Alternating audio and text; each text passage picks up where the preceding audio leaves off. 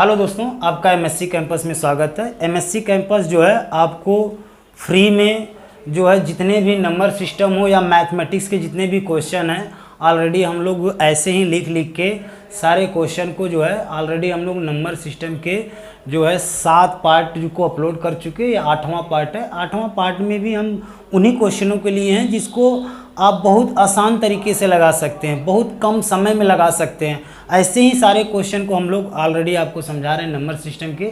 ठीक है, चलिए आप क्वेश्चन को चलते हैं, देखते हैं। पहला क्वेश्चन हमारे पास ये है, 3 क्रमागत सम संख्याओं का योग 24 है, तो ठीक बीच वाली सम संख्या क्या होगी।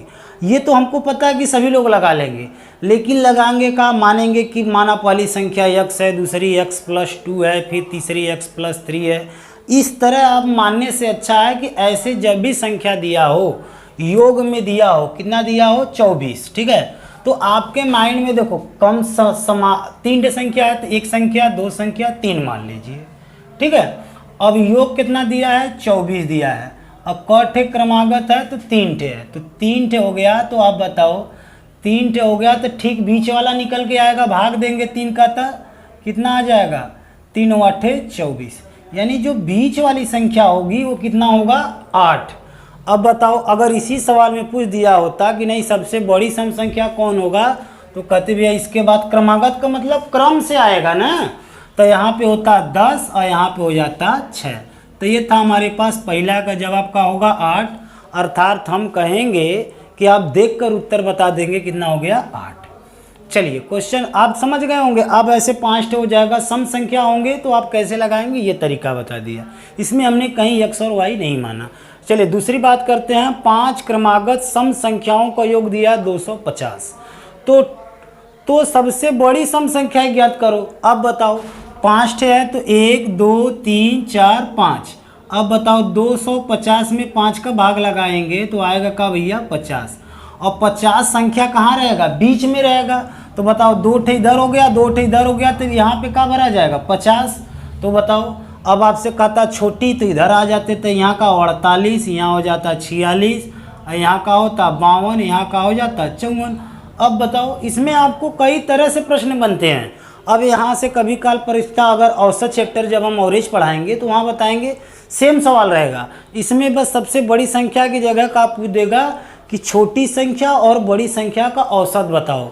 तो आप तो समझ में आ गया, सबसे छोटी सम संख्या 46 होती और सबसे बड़ी सम संख्या का होता 54 होता। ठीक है, आपसे तीसरा नंबर पूछता तो भी बता देते। सारे नंबर देख रहे हैं आपको सेकंडों में मिल जा रहे हैं। ठीक है, तो आप समझ गए कि 5 क्रमागत सम संख्याओं का योग जो 250 था उसमें जो सबसे बड़ी संख्या होगी का होगा 54, अर्थात ऑप्शन नंबर कौन सा डी सही होगा। चलिए क्वेश्चन नंबर 3 पे चलते हैं। 6 क्रमागत विषम संख्याओं का योग 180, कितने संख्या है 6 ठे। ठीक है, और उसका योग 180 दिया है, तो बताओ 6 ठे तुरंत निकल जाएगा। उसमें चाहे बड़ा पूछे चाहे छोटा पूछे चाहे मझला अर्थात बीच वाला पूछे। तो इसमें पूछा है चौथी संख्या ज्ञात करो। बताओ 6 ठे है तो 1 2 3 4 5 6, या तो आप गोला बना दो, इसी गोले में नंबर्स को पुटअप करना है कि नहीं। 6 ठे गोला बना के इसी नंबर डाल दो।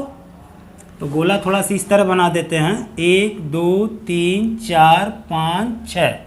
अब बताओ संख्या कितना है 180 में हम 6 का भाग देंगे तो 36 × 18 कितना आ गया 30। अब यहाँ ध्यान देने वाली ये बात है, ये क्रमागत विषम संख्या है, ये तो सम संख्या आ गया।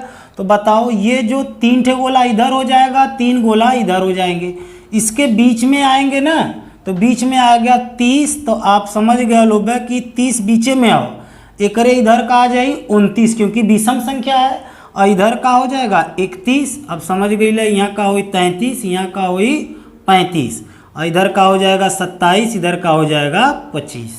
बताओ अब हमको क्या पूछा है चौथी संख्या ज्ञात करना है। तो पहला दूसरा तीसरा चौथा कौन आ गया ऑप्शन नंबर ए अर्थात 31। ठीक है, चलिए अब हम बात करते हैं क्वेश्चन नंबर 4 का, जो कि इससे अब हटकर है। आप ऐसे क्वेश्चन को आप देख रहे हैं कितने कम समय में ऐसे क्वेश्चन बार बार परीक्षा में पूछे जाते हैं। ऐसा नहीं है कि केवल एकदम सिंपल है, सिंपल नहीं है, लगाने का तरीका सिंपल है। अर्थात आप 6 संख्या मानते तो आपको जो है लगाने में कम से कम 2 मिनट लग जाते। ठीक है, तो ये तरीका हमने सिंपल बताया इसलिए आपको सिंपल दिख रहा होगा। चलिए 3 के प्रथम 10 गुणजों का योग ज्ञात करना है। अब गुणजों का मतलब गुणनफल ना जी। 3 के प्रथम तो पहला 3 होगा, दूसरा 6 होगा, फिर 9 होगा, 12 होगा, इस तरह जहाँ 10 तक जाएगा वहाँ का हो जाएगा 30। अब इसका योगफल अर्थात कब आपस में जोड़ेंगे, ठीक है। तो इसका योग के निकालने के लिए हमारे पास क्या तरीका है कि और जब देखो ये तरीका सब में कब 3 के प्रथम 10 हो जा सकते हैं, 6 के हो सकते हैं, 9 के, यानी जो का पहाड़ा हो 10 हो सकते हैं, 12 नहीं हो। अगर इसी को कहा गया होता कि 12 गुर्जों का यानी 3 के प्रथम 12 गुर्जों का योगफल, तो 30 तक नहीं बल्कि कहाँ तक जाते हैं आप लोग 36 तक, क्योंकि 30 तक 10 हो गया, 33 फिर 36 तक जाते हैं। लेकिन ऐसे योग निकालने के लिए का शानदार तरीका है, जब जिनका अंतर का हो समान हो, सभी जगह का उसका जो सर्वांतर होता है, अंतर देखो 3 का सभी जगह अंतर है। अगर 6 का बात होता है तो 6 का अंतर होता है। जब समान हो तो तरीका का होता है कि अंतिम प्लस का होगा प्रथम, अंतिम 30 हो जाता, या प्रथम प्लस लास्ट बोल देते हैं, आपस में जोड़ के बटे 2 कर देते सब में सवाल में। और गुणे का करेंगे, जो ठे संख्या होगा 10 तक बोला है 10 टे, 12 तक बोलता तो 12 टे, 10 रख देते। बताइए 10 3 33 हो गया होता, इसको इससे काटे तो 5 हो गया, अर्थात गुणा करेंगे तो 5 तिहाई 15 हो जाएगा, और 5 तिहाई 15 1 16, अर्थात कितना हो गया 165। ऑप्शन नंबर ए का होगा सही होगा। अब आप लोग के लिए जो है एक कमेंट के लिए प्रश्न है, ठीक है, इसका जवाब आपको कमेंट में देना है। अब हम प्रश्न बदल दे रहे हैं। अब यहाँ का बोल दिया जा रहा है 6 के प्रथम 18, एक नहीं 18 गुणजों का योग ज्ञात करिए, ठीक है। तो आप कैसे लगाएंगे, जिस तरह जो है क्वेश्चन नंबर 4 लगा है कि प्रथम पद प्लस अंतिम पद बटे 2 और गुणे संख्या, संख्या कौटे है 18 टे बोला था, 18 टे रख दीजिए, उसी को मल्टीप्लाई करिए। इसका आप लगाकर कॉपी पे कमेंट में जवाब जरूर दीजिएगा। हाँ, वीडियो अच्छा लगा होगा तो लाइक भी करिएगा, अपने मित्रों के साथ थोड़ा शेयर करिए, ठीक है। वीडियो देखने के लिए धन्यवाद।